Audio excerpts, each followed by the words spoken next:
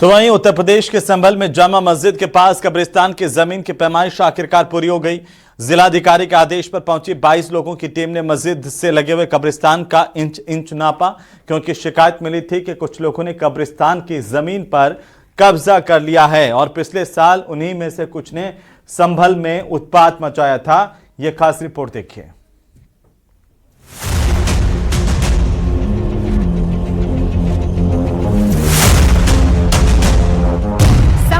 सड़क पर उतरे आरएएफ और पीएसी के जवान। शुरू हो गई पैमाइश, नापी गई कब्रिस्तान की जमीन।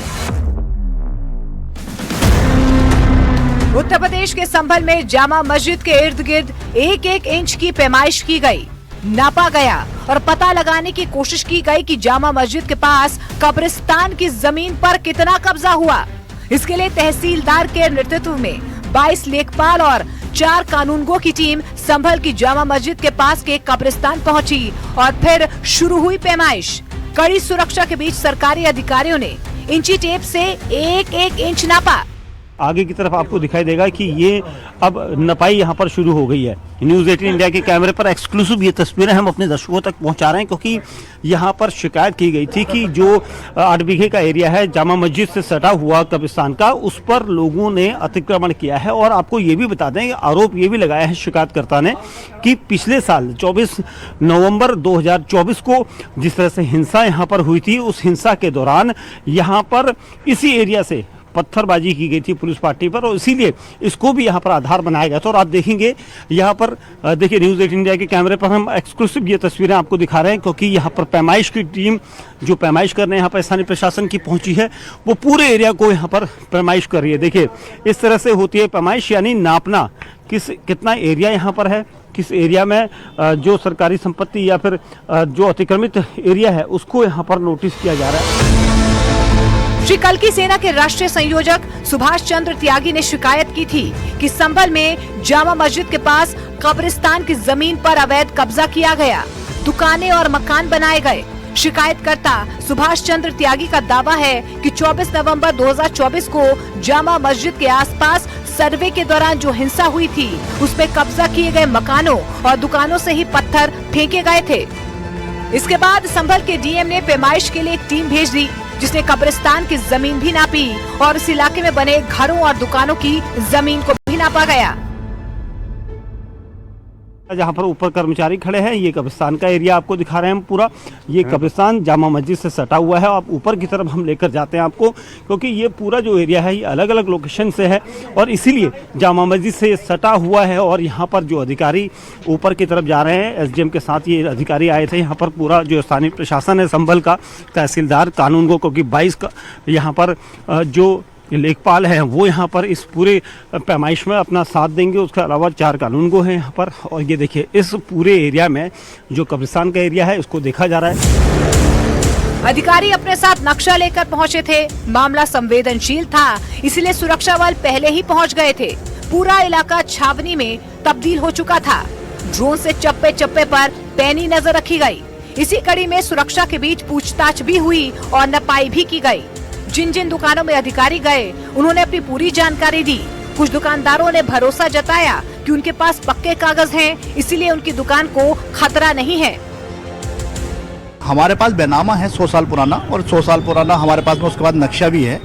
तो आप पहले जमीन की भूमि पूरी हो है, वो कब्रिस्तान की भूमि, उसके बाद 478 हेक्टेयर जमीन बताई गई है इसमें। उसकी भूमि पूरी होने के बाद ही देखा जाएगा जो होगा।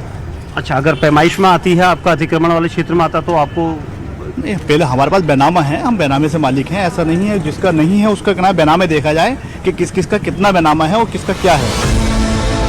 संभल के डीएम के मुताबिक वहां पर 4780 स्क्वायर मीटर इलाके की पैमाइश की गई, क्योंकि शिकायत मिली थी कि कब्रिस्तान के जमीन पर दुकानें और मकान बनाए गए हैं और ये दुकानें और मकान 15 से 20 साल पुराने हैं। लेकिन कोई भी कार्रवाई करने से पहले धारा 67 के अंतर्गत दोनों पक्षों को सुना जाएगा और उसके बाद ही अतिक्रमण हटाया जाएगा।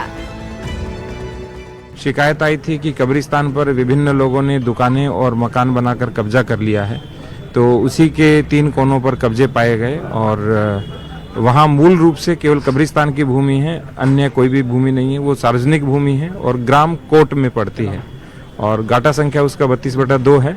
तो पैमाइश करके आज पूरी रिपोर्ट बन जाएगी और उसके बाद धारा 67 के अंतर्गत तहसीलदार न्यायालय के अंदर मुकदमा चलेगा और लोग अपने दस्तावेज प्रस्तुत कर सकते हैं।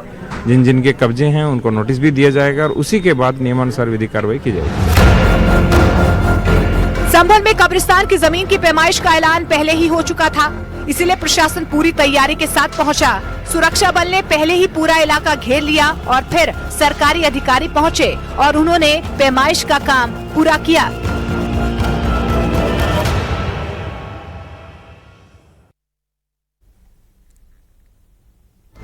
तो ममता बनर्जी मंदिरों के ऐलान से सुर्खियों में। दीघा में जगन्नाथ मंदिर, दुर्गा आंगन की नींव और अब सिलीगुड़ी में महाकाल मंदिर के ऐलान ने बंगाल की राजनीति को गर्मा दिया।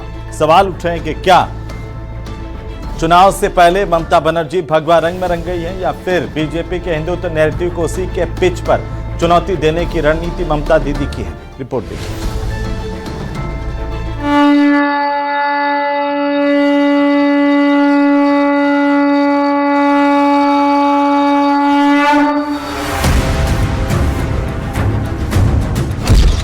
ममता ने किया सिलीगुड़ी में महाकाल मंदिर बनवाने का ऐलान।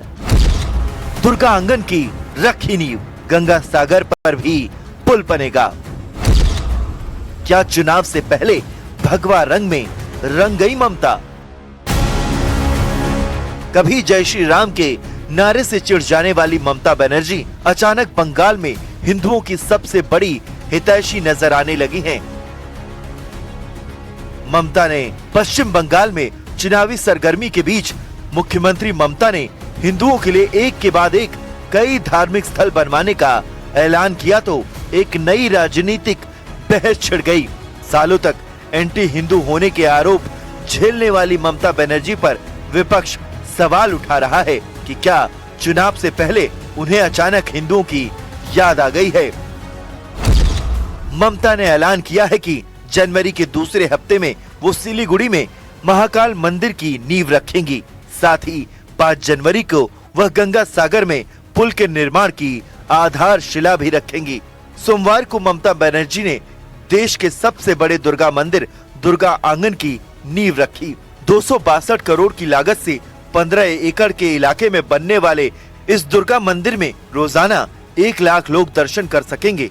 इसी साल अप्रैल में ममता दीघा में समंदर किनारे पुरी के जगन्नाथ मंदिर के तर्ज पर बनाए गए जगन्नाथ मंदिर का उद्घाटन कर चुकी हैं। सवाल यह है कि पिछले 1 दशक से ज्यादा समय तक खुद को अल्पसंख्यक राजनीति के केंद्र में रखने वाली ममता अचानक अपनी छवि बदलने की कोशिश क्यों कर रही हैं? सिलीगुड़ी में महाकाल मंदिर यानी एक तीर से कई निशाने। उत्तर बंगाल के प्रवेश द्वार यानी कि सिलीगुड़ी में महाकाल मंदिर बनवाने का मतलब साफ है कि ममता बनर्जी अब बीजेपी को हिंदुत्व के मुद्दे पर वॉक ओवर देने के मूड में बिल्कुल नहीं है। महाकाल भगवान शिव पहाड़ी समुदायों, गोरखाओं और उत्तर बंगाल के आदिवासियों के परम आराध्य हैं। मंदिर के जरिए ममता सीधे इन समुदायों की आस्था को छूना चाहती है। बीजेपी उत्तर बंगाल में खुद को हिंदुओं की रक्षक बताकर वोट लेती रही है। ममता अब ये संदेश दे रही हैं कि मंदिर हम बनवा रहे हैं, दिल्ली वाली बीजेपी नहीं। আর একটা সুখবর দি, জানুয়ারি মাসের সেকেন্ড উইক নর্থ বেঙ্গল থেকে আমি দেখতে পাচ্ছি মহাকাল মন্দিরের শিলান্যাস হবে। জমি কিন্তু আমি দেখে নিয়েছি, রেডি করে দিয়েছি। পুজোর দিনও আমি মনে মনে ঠিক করে নিয়েছি, টাকাও জোগাড় হয়ে গেছে। আমি বাজে কথা কম বলি। बीजेपी का बंगाल में सबसे बड़ा राजनीतिक हथियार रहा है ममता बनर्जी पर मुस्लिम तुष्टीकरण का आरोप लगाना। मुहर्रम पर दुर्गा पूजा विसर्जन रोकने के पुराने आरोप से लेकर संदेश खाली तक बीजेपी ने ममता की छवि हिंदू विरोधी बनाने में पूरी ताकत झोंकी है। ममता बनर्जी इस नैरेटिव को तोड़ने के लिए अब आक्रामक सॉफ्ट हिंदू की राह पर हैं। मंदिर मस्जिद बनाने के सरकार का काम नहीं है। तृणमूल कांग्रेस पहले कालीघाट पे काली मैया के पास जाता है, उन्होंने इसका फाइल लेने से इनकार कर दिया। उसका बाद जबरदस्ती जगन्नाथ देव को बुलाकर उन्होंने बैठा दिया दीघा में, तो जगन्नाथ देव भी हाथ उठा लिया कि हम बचा नहीं सकते। तो अभी माँ दुर्गा के पास जा रहा है। कहाँ जा रहा है? जो जमीन इंडस्ट्री के लिए लिया गया था उसी जमीन का ऊपर आज ये हो रहा है। पिछले 14 साल ममता बनर्जी ने सिर्फ और सिर्फ अपने कोर वोट बैंक, यानी कि जिनको वो कहते हैं दूधेल गाय वोट बैंक, अल्पसंख्यकों के लिए उन्होंने जो कुछ प्रयत्न किया, प्रकल्प किया। अब उनको लग रहा है कि नहीं, जो हिंदू है पश्चिम बंगाल के, उनके लिए वो उनसे मुंह फेर रहे हैं। इतना संख्यक जो हिंदू मारे जा रहे हैं, बांग्लादेश के हिंदू के बारे में चुप रही, लेकिन अब उनको लग रहा है कि हिंदुओं को रुझाने के लिए थोड़ा सा एक मंदिर, एक जगन्नाथ कल्चरल सेंटर के नाम पे एक जगन्नाथ मंदिर, महाकाल मंदिर, गंगा सागर की पुल, ये किया जाए।